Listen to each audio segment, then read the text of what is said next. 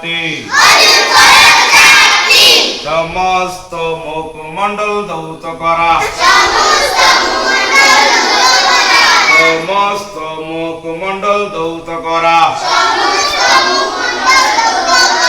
দুই হাতের কনু সহ ধৌত করা দুই হাতের কনু সহ ধৌত করা মাথার 4 ভাগের 1 ভাগ মাসে করা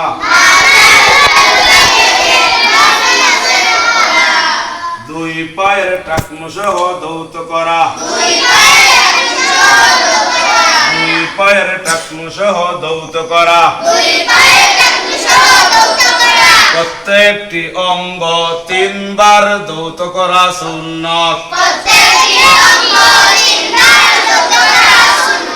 প্রত্যেকটি অঙ্গ 3 বার ধৌত করা সুন্নাত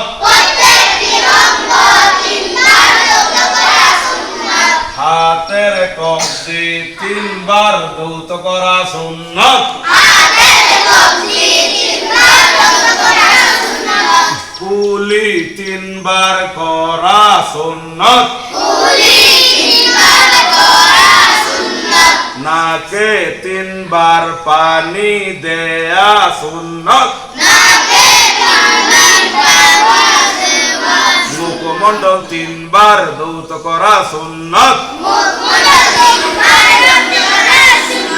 মুখমণ্ডল 3 বার ধৌত করা সুন্নাত দুই হাতের কনুই সহ 3 বার ধৌত করা সুন্নাত দুই হাতে কনুই সহ 3 বার ধৌত করা সুন্নাত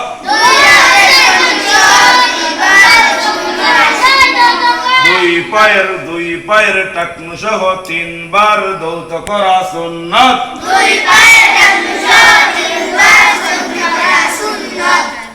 আপনারা বুঝতে পারছেন তো ওযুর ফরজ কয়টি